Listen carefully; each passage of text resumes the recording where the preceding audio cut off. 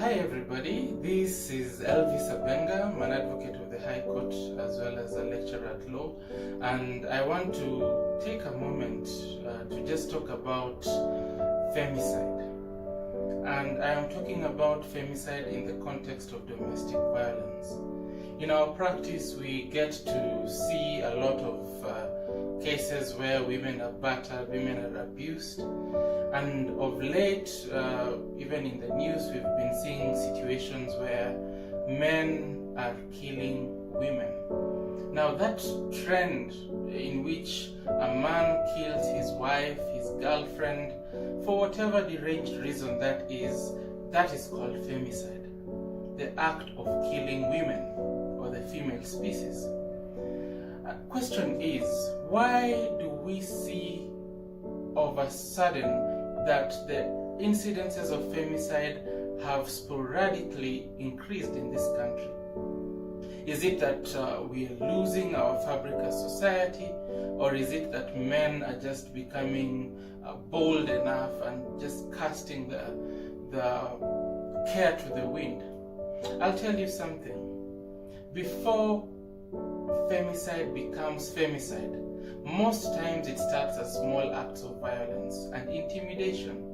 And today I want to illustrate to you, the viewer, the cycle of violence that you, the viewer, needs to watch out for in order to avert an incident of domestic violence and even an incident of femicide. So I will just take a few minutes of your time to illustrate what I would call actually the cycle of violence. And this is not just any ordinary violence we're talking about. We're talking about violence in relationships and in family settings. So the first stage in violence is what we call the honeymoon stage.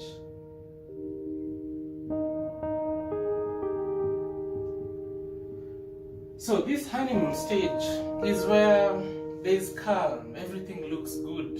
Just like the real definition of honeymoon, when a couple has just gotten married, no one thinks about any differences, all seems good. So it's the honeymoon stage, the couple is not fighting, the man is okay, the woman is okay. But then with time, sometimes it's days, sometimes it's months, we move on to stage number 2, and this is called the tension building stage.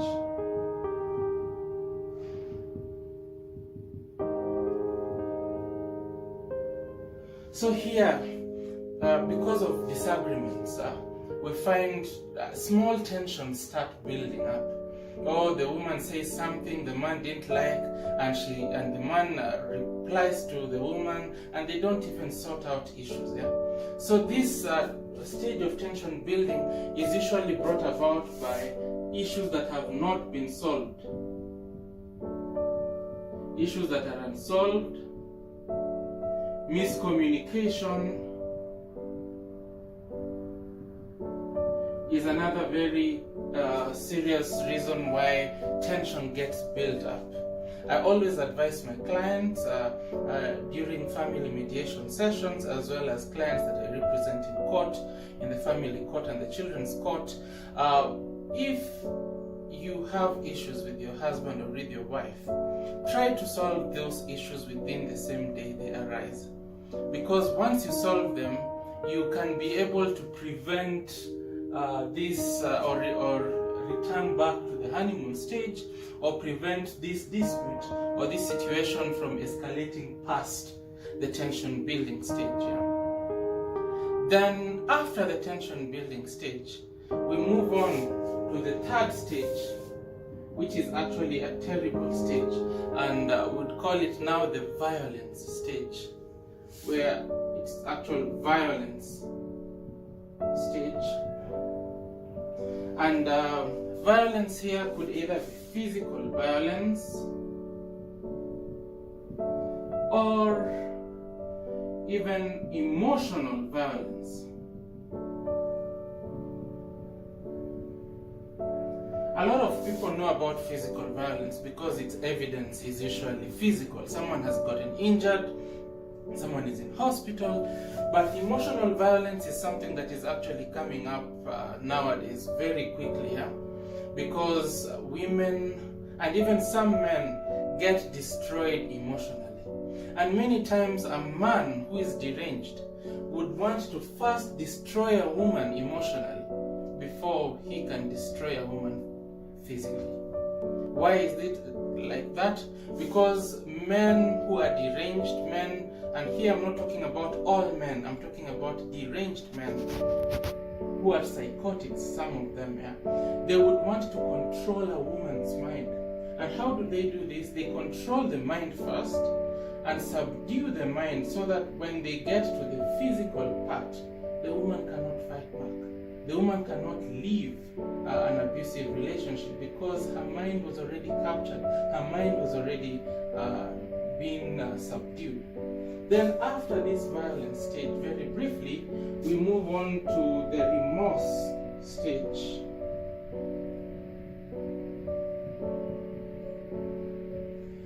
So the remorse stage is where a man says, "Oh, darling, honey, I am so sorry. I do not know what happened to me. It's the devil that made me do it," and such kinds of excuses.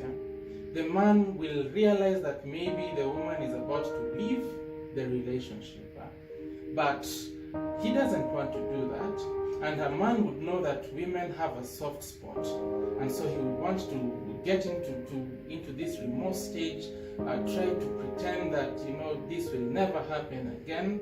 But I'll tell you from all the cases I've been doing, once an abuser, always an abuser, unless, as I would say, a man is transformed, and I would say transformed by the power of God and God only. An abuser will always repeat the abuse. So during this remorse stage, that the woman would be enticed to return to that relationship. If she had fled maybe back to her parents' house or to a safe house, or if she had tried to institute proceedings or claimed the police, she would be told, "No, this man is this is the father of your children. He is sorry. You don't want to leave your children fatherless." And then she would most likely be enticed. And then once the remorse stage is done, the cycle starts all over again. If I were to draw an angle, I would say an arrow, I would say that this cycle would then repeat itself. They go back to the honeymoon stage. All is okay. Then tension starts building.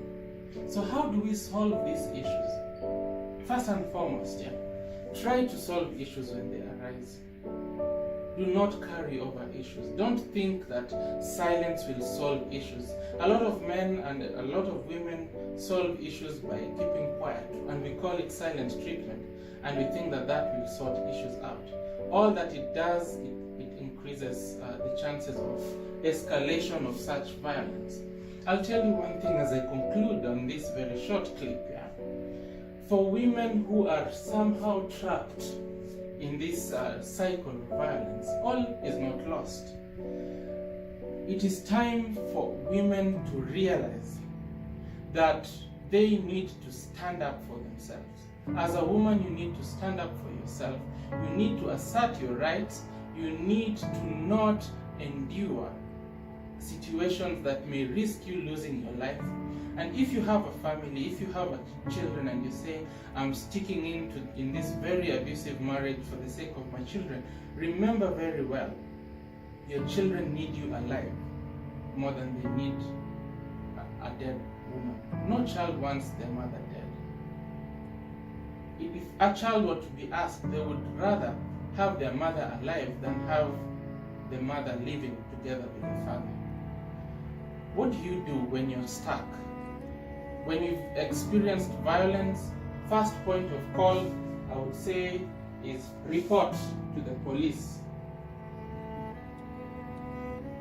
And when you've reported to the police will give you an OB number and give you, you write a statement, you go then take an abstract, then take what we call a police 3 or a P3 form, and go to a healthcare provider, probably a government surgeon or a government hospital, fill in the forms, and then commence the criminal proceedings.